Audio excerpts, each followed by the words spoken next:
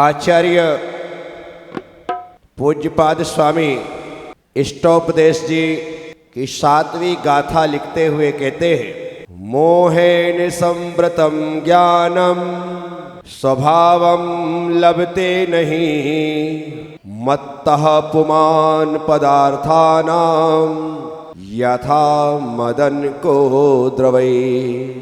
मोहेन संवृतम ज्ञानम, जो ज्ञान मोह से ढका हो, संवृत, स्वभावम लभते नहीं, उस ज्ञान से स्वभाव की प्राप्ति नहीं हो। मत्तः पुमान पदार्थानाम, जिस प्रकार से पदार्थों को जो व्यक्ति प्रमत्त है, अर्थात नशीले पदार्थों को खा लेने से नशे में है, वह जान नहीं पाता है, वैसे ही मोह से समृद्ध ज्ञान स्वभाव को नहीं जानता। 2 ही स्थितियां हैं, एक स्वाभाविक, एक वैभाविक, एक स्वभाव में परिणमन और एक विभाव में परिणमन। अपने आप में होना, स्वभाव में होना है। क्रोध के साथ, मान के साथ, माया के साथ, लोभ के साथ, द्वेष के साथ, ईर्ष्या के साथ, कलह के साथ, वैमनस्यता के साथ, मनमुटाव के साथ, बुराइयों के साथ होना विभाव में होना है। जब जब आप क्रोधादि कसायों के साथ हों, हिंसादि पापों के साथ हों, जुआ आदि सप्त व्यसन के साथ हों, समझ लेना इस समय आप विभाव परिणमन कर रहे हैं। मोह की वजह से ही ये कसाय है, मोह की वजह से ही ये पाप है, मोह की वजह से ही ये विकार और वासनाएं। जहां मोह नहीं है वहां इनका नामो निशान नहीं। इसलिए मोह को खत्म करना तो कठिन काम है, इस भाव में तो संभव ही नहीं है, क्योंकि 7वें गुण स्थान से ऊपर गमन ही नहीं।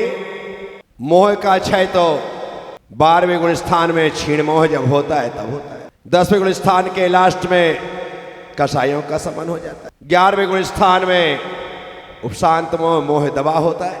इसलिए अभी मोह को कम किया जा सकता है, लेकिन खत्म नहीं किया जा। कम करोगे तो मुनि बनोगे और खत्म करोगे तो भगवान बनोगे। सीधी सी बात है। जिसका मोह कम होता है वह मोक्ष मार्गी होता है, और जिसका मोह क्षय होता है वह मोक्षगामी होता है। इसीलिए आप हम सब लोगों को पहले तो मोक्ष मार्गी बनना है। मार्गी होगे तभी तो मोक्ष पर पहुंचोगे। पहले रास्ते पर चलोगे तभी तो मंजिल को प्राप्त करोगे। रास्ते पर चलना शुरू किया नहीं है और मंजिल पर पहुंचने के सपने देख रहे हो, गलत है। रास्ते में चलने वाला सपना देखे समझ में आता है। यदि मुझे मोक्ष के सपने आए, मुझे भगवान बनने के सपने आए, तो समझ में आता है कि हाँ, मेरा अगला पड़ाव वही है, मुझे मोक्ष ही पहुंचना है। लेकिन जिन्होंने अभी मोक्ष मार्ग को ग्रहण ही नहीं किया है, जिन्होंने मोक्ष मार्ग पर चलने का भाव ही नहीं किया है, अभी तो भाव भी नहीं है कि है नहीं। मैं हमेशा कहता हूं, जब तक पिच्छी ना पकड़ सको तब तक पिच्छी वालों को पकड़ के रखो। जब तक पिच्छी ना पकड़ सको तब तक पिच्छी वालों को पकड़ कर। उससे क्या होगा? उससे यह होगा कि आज पिच्छी वाले को पकड़ा है तो वो आपको कभी कभी कमंडल पकड़ा देगा, कभी कभी कमंडल पकड़ने की आदत पड़ जाएगी तो पिच्छी लेने की इच्छा हो जाएगी। भले वो पुरानी पिच्छी लेने की इच्छा हो, लेकिन इच्छा तो इच्छा है। आज यदि पुरानी पिच्छी लेने की इच्छा हो गई है तो एक दिन नई पिच्छी लेने की भी इच्छा हो जाएगी। ये तो क्रमिक विकास है, ऐसा ही चला जाता है। कोई एकदम से पहली सीढ़ी के बाद आखिरी सीढ़ी पर पैर नहीं रखता है। पहली के बाद दूसरी, ज्यादा से ज्यादा कोई व्यक्ति के पैर बड़े हों तो एक छोड़ करके पैर रख सकता है, पर इसका मतलब तो ये नहीं कि पहली के बाद सीधा आखिरी सीढ़ी पर पैर रखे। एक छोड़ा जा सकता है, और भी कोई ज्यादा ही लंबा हो बांस तो 2 सीढ़ी छोड़ सकता है, पर इससे ज्यादा तो मेरे ख्याल से कोई नहीं छोड़ सकता। पहले गुण स्थान से डायरेक्ट दूसरा तीसरा छोड़ करके चौथे में जाया जा सकता है, 2 सीढ़ी छोड़ दो, ये संभव है। गुण स्थान में देखा जाए तो पहले से तो 7वें में भी जाया जा सकता है, परंतु आप हम लोग वैसा नहीं कर सकते।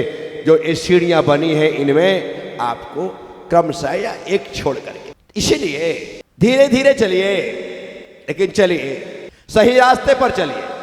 आज नहीं तो कल धीरे धीरे चलने वाले लोग भी मंजिल पर पहुंचेंगे। मैंने सुना कि चलने वाला कछुआ जीत गया और सोने वाला खरगोश हार गया। मेरे ख्याल से आपने भी सुना होगा, पढ़ी ना ये कहानी बचपन में। देश की प्रत्येक भाषा में ये कहानी पढ़ाई जाती है, हिंदी में, इंग्लिश में, गुजराती में, मराठी में, कन्नड़ में, तमिल में, जहाँ जहाँ है ये कहानी को विशेष करके रखा गया है। अद्भुत कहानी है, अपने आप की बहुत बड़ी प्रेरणापूर्ण कहानी है। पहली बात तो इस कहानी का सबसे बड़ी बात यह है कि इसके जो दो पात्र हैं उन दोनों में किसी प्रकार का तालमेल नहीं, दोनों में तालमेल नहीं। तालमेल इसलिए मैं बोल रहा हूं क्योंकि एक खरगोश और एक कछुआ है। खरगोश और खरगोश की दौड़ हो तो समझ में आता है, कछुए और कछुए की दौड़ हो तो समझ में आता है, दोनों में समानता दिखाई दे रही है। लेकिन कछुए और खरगोश में दौड़ जो असमानता को लिए हुए, खरगोश की चाल आपको पता है और खरगोश की, कछुए की चाल आपको पता है। दौड़ पहले होने के पहले ही ये निश्चित हो गया था कि खरगोश जीतेगा, कछुआ हारेगा, निश्चित था। कभी भारत की टीम जब केन्या या नेपाल के सामने उतरती है तो लोग पहले ही फाइनल कर देते हैं, अपने को ही जीतना है, क्या जीतेंगे, है नौसिखिया है अभी अभी के खिलाड़ी, इनको कुछ आता है, ये पहले से दिमाग में रहता है। लेकिन कभी कभी उलटफेर हो जाता है, कभी कभी उलटफेर हो जाता है, पता लगता है कि हमने जो सोचा था वो एकदम गलत निकला। केन्या जीत गई, नामीबिया जीत गई, कमाल हो गया। आप देखो तो सही, ये ऐसी टीमें जीत, और उन्होंने धुरंधर टीमों को हरा दिया, भारत को हरा दिया, ऑस्ट्रेलिया को हरा दिया, इंग्लैंड को हरा दिया, पाकिस्तान को हरा दिया, जो कोई सोच नहीं सकता था वो टीम हार गई इन छोटी सी टीमों से। तो खरगोश ने चुनौती दी दौड़ के लिए, कछुआ तैयार हो गए। कछुए के परिवार के बड़े बुजुर्गों ने कहा तेरा दिमाग खराब हो, तू तो हारेगा ही, लेकिन पूरे कछुओं के वंश को तू कलंक लगाएगा। तब उस कछुए ने अपने दादाजी से कहा कि दादा, ये तो सबको पता है कि मैं कछुआ हूँ, ये खरगोश है, मैं धीरे चलता हूँ, ये तेज चलता है, मैं हारूंगा, ये जीतेगा, ये पक्का है ना? बोले हाँ बेटा, ये तो फाइनल है, मैं लिख के दे सकता हूँ कि तू हारेगा। बोले दादाजी सपोज कर मैं जीत गया तो, हार गया तो सबको मालूम है खरगोश ने कोई बहुत बड़ा काम नहीं कर दिया कि कछुए को हरा दिया, उसकी कोई तूती बोलने वाली नहीं है, उसकी कोई बाह बाह होने वाली नहीं है, और मेरा भी कोई अपमान होने वाला नहीं है। सबको मालूम है कि भाई मैं कछुआ, वो चुनौती दे रहा था तो ठीक है, कोई नहीं तैयार नहीं हुआ तो मैं लड़ने को तैयार हो गया, कोई दौड़ने को तैयार नहीं हुआ तो मैं दौड़ने को तैयार हो गया, इसलिए मेरा कुछ जाएगा नहीं, ये कन्फर्म है। लेकिन दादाजी यदि मैं जीत गया ना तो कछुआ जाति का जो नाम इस जंगल में होगा वो आज तक नहीं हुआ होगा, इसलिए आप तो आशीर्वाद दो और मुझे इस चुनौती को जीतने के लिए प्रेरणा दो, आगे बढ़ो। बात समझ में आई?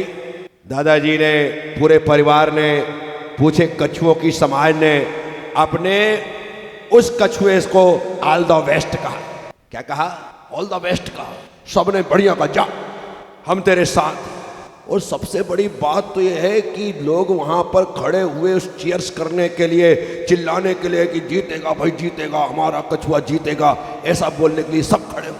अब क्या, रेस प्रारंभ हुई, विसिल बजी, और जैसी विसिल बजी दौड़ प्रारंभ। खरगोश तो ऐसा गदबद भागा कि सेकेंडों में आंखों से ओझल हो गया। जितने लोग चीयर्स करने आए थे, जितने लोग उत्साह बढ़ाने आए थे, बेचारे एक बार शुरू होने से पहले ही चिल्ला करके चले गए कि कोई फायदा तो है नहीं, आने दो। अब कछुआ तो अपना धीरे धीरे, खरगोश सेकेंडों में दूर पहुंच गया और पीछे मुड़ करके देखता है, कहता है ये मुझसे जीतेगा? बेवकूफ कहीं का, किससे पंगा लेने के लिए बैठा है, मुझे हराएगा? अभी जहां मैं पहुंच गया हूं यहां आने में बच्चों को घंटों लग जाएंगे। ऐसा सोच करके खरगोश एक पेड़ के नीचे बैठ आराम फरमा रहा है। कौन कौन क्या कर रहा है? हाँ बोलते रहो, अच्छा लगता है। खरगोश आराम फरमा रहा है। अब देखो, आधे घंटे, 1 घंटे, 1.5 घंटे व्यतीत हो गए। अभी भी खरगोश को कछुआ दिखाई ऐसे करके देखता है, फिर भी नहीं दे। अरे बोले ये गया काम से, दिखने की देरी है। जैसे ही दिखा कि सीधे मैं वहां पर पहुंचूंगा जहां पर जीत निश्चित होने वाली है, उस पॉइंट पर पहुंच जाऊंगा। लेकिन एक बार इसे देख लूं। 1.5 घंटे, 2 घंटे, 2.5 घंटे, 3 घंटे व्यतीत हो गए, कछुआ दिखाए। एक इंतजार करते करते थक गया। कौन? बोलो। थक गया। थक गया तो बैठे बैठे उसको क्या होने लगा? बोलो। नींद आने। किसको? खरगोश। कमाल है, नींद आने लगी तो अंगड़ाई ली और धीरे से थोड़े पैर फैला। पैर फैला करके उसे लगा कि अभी तो ये आ ही नहीं रहा है, चलो थोड़ा लेट जाते हैं। और कछुआ के इंतजार में खरगोश लेट गया। अभी सोया नहीं है, मैं सुलाऊंगा तब सोएगा। कहानी मैं सुना रहा हूं, है? तुम कौन होते सुनाने वाले? अभी तो लेटा है।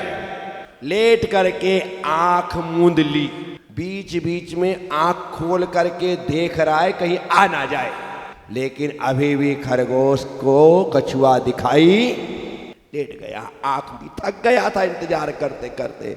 सिर भारी हो रहा था खरगोश का, इसलिए पलकें भी भारी हुई और उसे नींद आ गई। अब आई, सो गया खरगोश।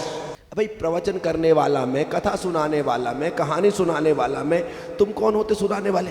जब मैं चाहूंगा तब खरगोश सोएगा, जब मैं चाहूंगा तब उठेगा।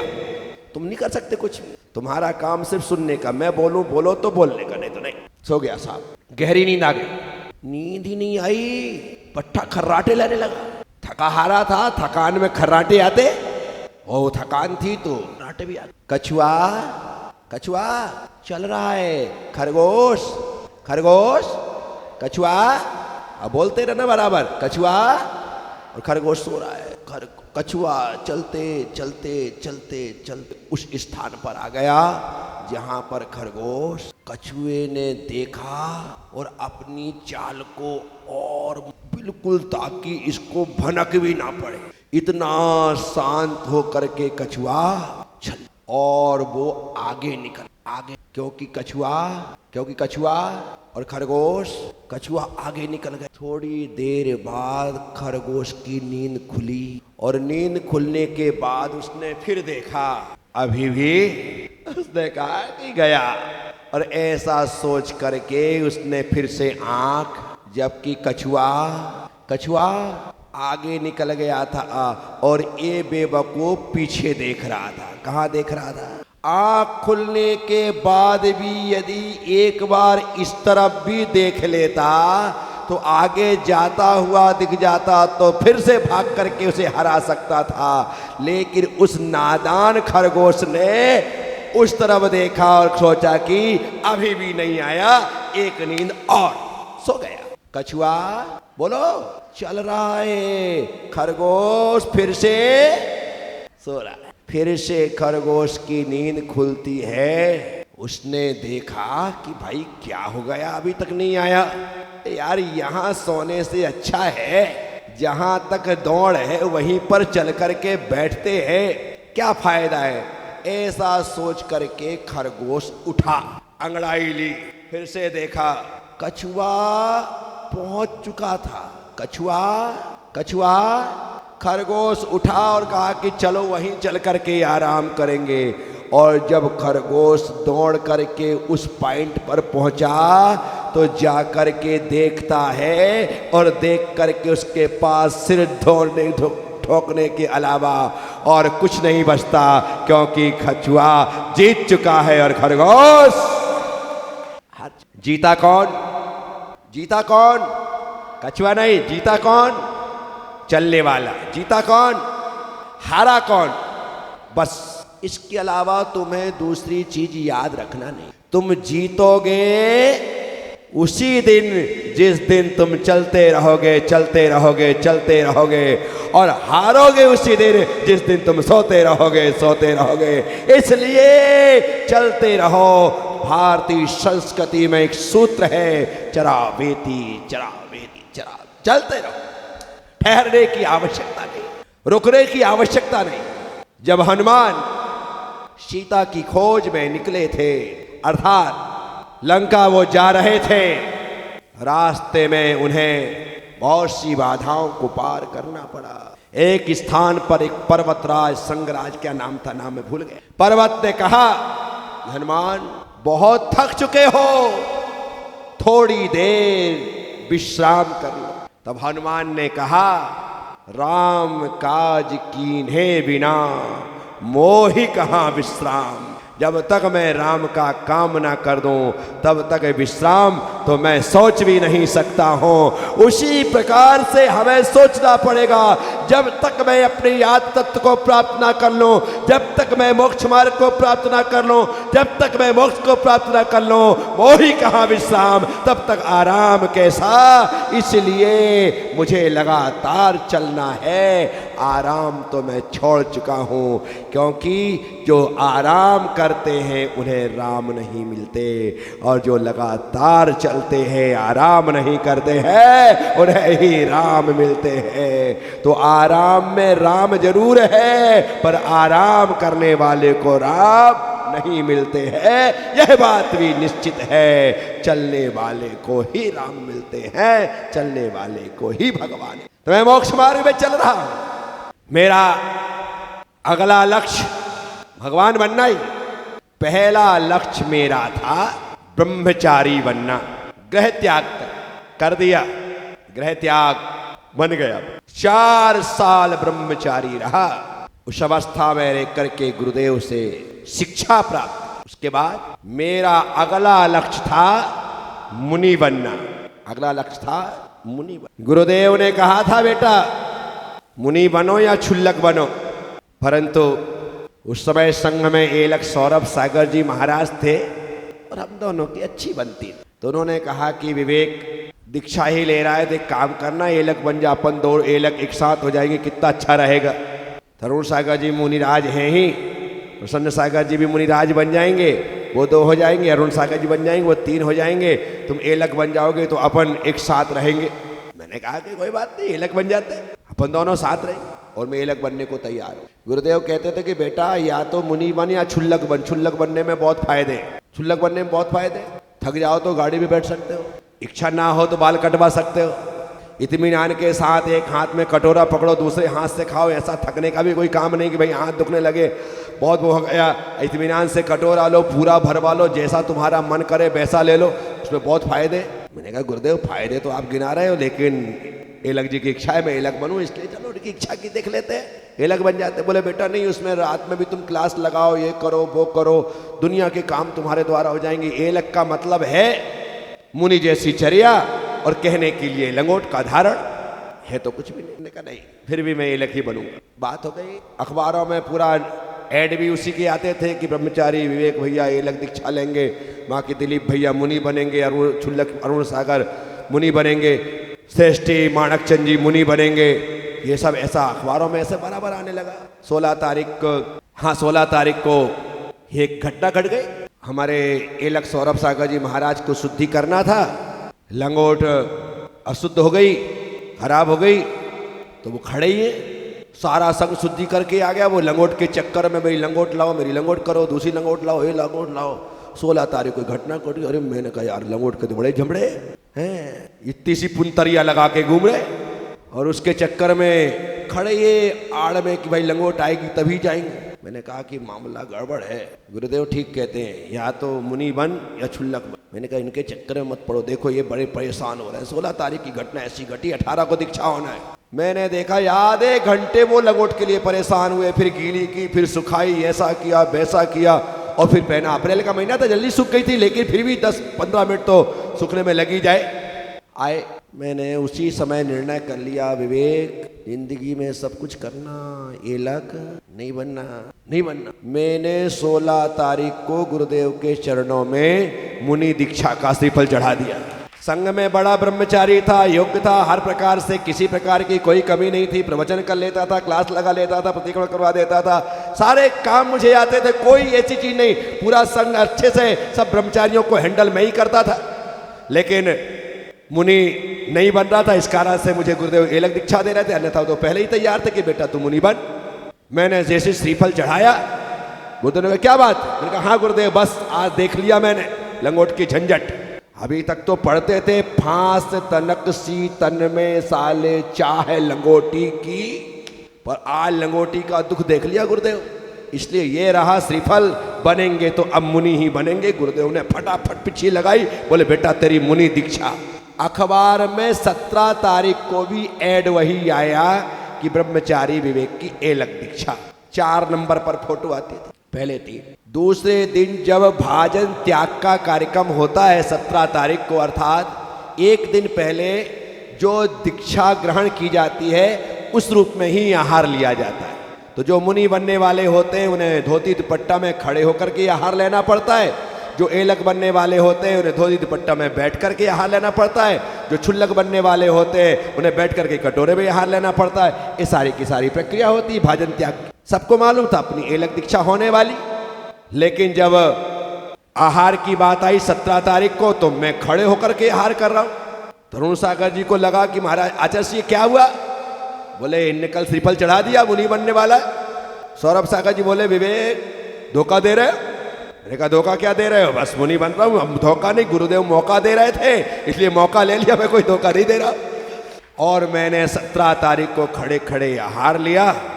दूसरे दिन 18 तारीख को ब्रह्मचारी विवेक कुमार गुरुदेव के कर कमलों से मुनि प्रज्ञा सागर हो गए।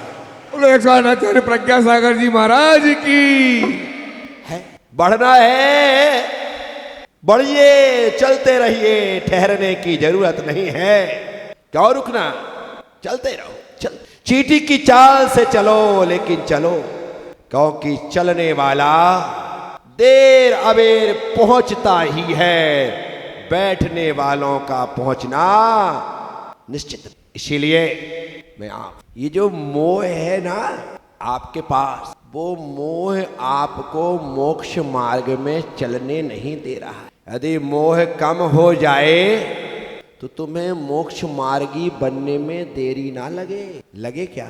अभी तो हमें संसार के पदार्थों से, पर पदार्थों से इतना ज़्यादा मोह है, इतना ज़्यादा अटैचमेंट है कि जरा जरा सी चीज़ों को पा लेने से खुशी हो जाती है, खो देने से दुख हो जाता है, आंखें भर जाती हैं कि अब क्या होगा। विचार कर, ये रुलाने वाला कौन है?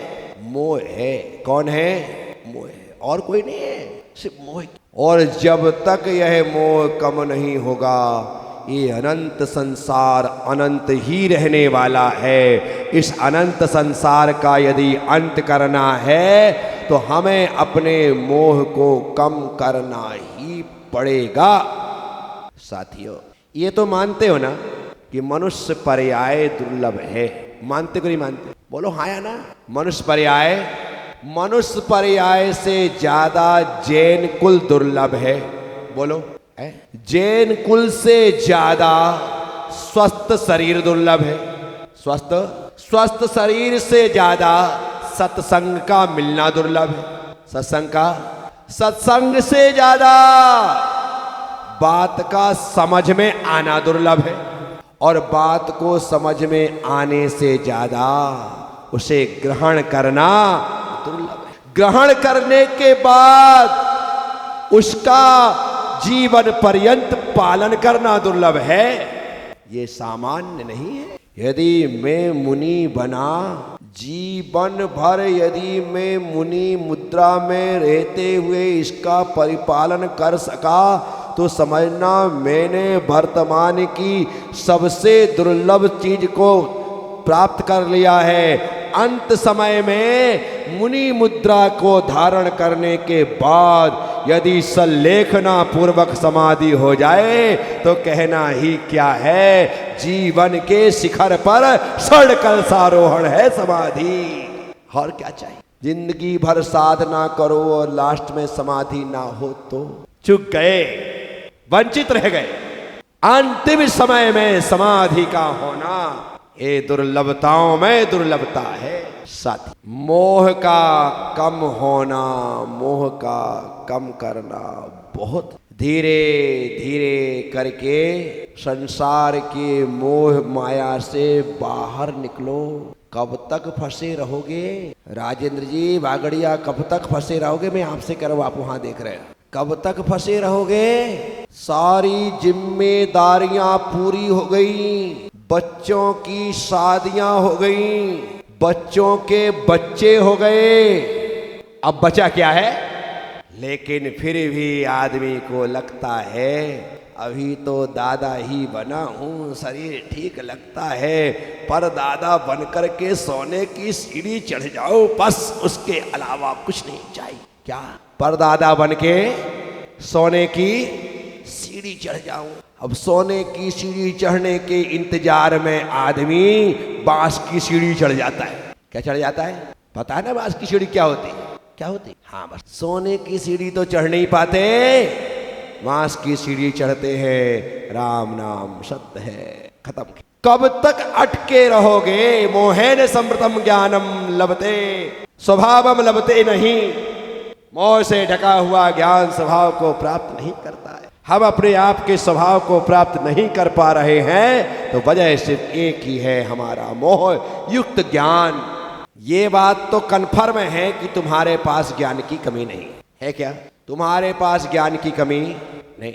इतना तो ये जानते हो कि संसार दुखमय है और मोक्ष सुखमय है। जानते हो नहीं जानते? संसार में दुख है, मोक्ष में सुख है। जानते हो नहीं जानते हो? आप ये भी मानते हो कि जीवन तो साधु जीवन ही है, सबसे अच्छा जीवन है, ये भी मान। लेकिन आपका मन भीतर से धीरे से कहता है कि साधु जीवन अच्छा तो है, लेकिन बनने की गलती मत कर दे। क्या कहता है? बनने की गलती कर मत देना, बहुत कठिन है, अपने बस का। कौन कहता है? तुम्हारे भीतर का शैतान मन तुमको अपनी गिरफ्त में लेकर के ऐसा पाठ पढ़ाता है कि जो मुनि का पद अच्छा लग रहा था, जो मुनिराज अच्छे लग रहे थे, उनके पद को ग्रहण करने की भावना जो पैदा हुई, शैतान मन ने मना कर दिया कि इतनी बड़ी गलती कर मत लेना। ये शैतान मन है कौन? वो मोह। मोहेन समृतम ज्ञानम स्वभावम लभते नहीं। वह मोह के कारण से हम आज तक अपने स्वभाव को प्राप्त नहीं कर पा रहे। स्वभाव को पाने के लिए मोह को छोड़ना। क्रोध और क्षमा दो चीजें। क्षमा जो है वो स्वभाव है। मैं स्वभाव को समझाने के लिए उदाहरण दें। क्षमा जो है वो स्वभाव।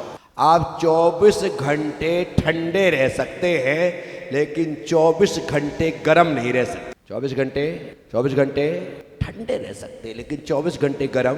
मतलब 24 घंटे शांत रह सकते हैं, 24 घंटे क्रोध में नहीं रह सकते। क्रोध, मान, माया, लोभ, काम, मोह आदि जितने विकार है ना, ये 24 घंटे नहीं, थोड़ी देर के लिए इनका उद्वेग आता है, उसके बाद ठंड। पानी को गर्म करो तो गर्म पानी क्या 24 घंटे गर्म रहेगा? थोड़ी देर गर्म रहेगा, उसके बाद धीरे धीरे करके वह ठंडा हो। क्यों? क्योंकि पानी में जो आग मिली थी वो आग निकल गई, ठंडी हो, तो पानी अपने स्वभाव में आया। इसी प्रकार से जितने भी विकार हैं, विभाव हैं, जो हमें ग्रसित कर लेते हैं, तो हम थोड़ी देर के लिए आपे के बाहर हो जाते हैं, अर्थात अपने से बाहर। लेकिन हम स्वभाव में घंटों, महीनों, सालों, जिंदगी भर रह सकते हैं एकदम ठंडे। तो इसीलिए जिन कारण से हम गर्म हो रहे हैं, उन कारणों को हटाओ। उन कारणों को, वो कारण हट जाएंगे, आप अपने स्वभाव में रहे। तो मोह हमारे ज्ञान को ढांकने का कारण है। मोह हमारे ज्ञान को विकृत करने का कारण है। इसलिए मोह हटा और आपका ज्ञान सुसंस्कृत हुआ, आपका ज्ञान श्रेष्ठ हुआ। और जैसे ही ज्ञान श्रेष्ठ होगा, हम अपने स्वभाव को प्राप्त। उदाहरण दिया, जैसे नशे से युक्त व्यक्ति पदार्थों का बोध नहीं कर पाता है, ज्ञान नहीं कर पाता है। मत्तः पुमान पदार्थानाम यथा मदन को द्रवई। कोदों का पानी पी करके, अर्थात जौ का पानी पी करके, अर्थात वह मदिरा का पान करके वह व्यक्ति मदहोश हो जाता है, और उस वजह से वह पदार्थों का ज्ञान नहीं कर। आचार्य उमा स्वामी महाराज कहते हैं संसतो रवि शेष सादृक्षोपलब्धेरुन्मत्तवत्। पहले अध्याय का 32वां सूत्र है। जो मिथ्या दृष्टि है वह सत असत का बोध नहीं कर पाता। कैसे? उन्मत्तवत्, जैसे कोई नशे में है या कोई पागल है, उसका कोई भरोसा नहीं। पागल व्यक्ति, नशे में व्यक्ति जो है वह व्यक्ति कभी पत्नी को पत्नी कहता है, माँ को माँ कहता है, बहन को बहन कहता है, बेटी को बेटी कहता है। लेकिन कभी पत्नी को माँ कहता है, कभी माँ को पत्नी कहता है, कभी बहन को बेटी कहता है, कभी बेटी को बहन कहता है। क्यों? क्योंकि वह नशे में है या पागल, उसका कोई भरोसा नहीं है। वो कुछ भी कह सकता है, कुछ भी बोल सकता है। समझ रहे? बस इसी प्रकार से जब हम मोह में होते हैं तो हमें खुद का बोध नहीं होता है, हम कुछ का कुछ समझ लेते हैं। तो साथियों, ये दो पंक्तियां आचार्य पूज्यपाल स्वामी ने सिर्फ इसलिए लिखी है ताकि समझ करके हम अपने मोह को कम कर सके। तो आप हम सब लोगों को आज की व्याख्या सुन करके एक ही बात ध्यान में रखना है कि हमें अपना मोह कम करना है। मोक्ष की एक छोटी सी डेफिनेशन याद कर लो। मोक्ष किसे कहते हैं? तो मोह के अभाव को मोक्ष कहते हैं। मोह किसे कहते हैं? मोह के अभाव को मोक्ष। जब तक मोह है तब तक मोक्ष नहीं, मोह का अभाव हुआ कि मोक्ष हुआ। इसलिए हमें मोह को कम करते हुए आत्मज्ञान को, आत्मबोध को प्राप्त करना है। इस बात का ध्यान रखना है। आपने सुना, एक बार इन दो पंक्तियों को एक साथ दोहराएंगे। मोहेन संवृतम ज्ञानम स्वभावम लभते नहीं, मत्तः पुमान पदार्थानाम यथा मदन को द्रवै। ओम नमः। सबसे क्षमा, सबको क्षमा। जय गुरुदेव, जय महावीर।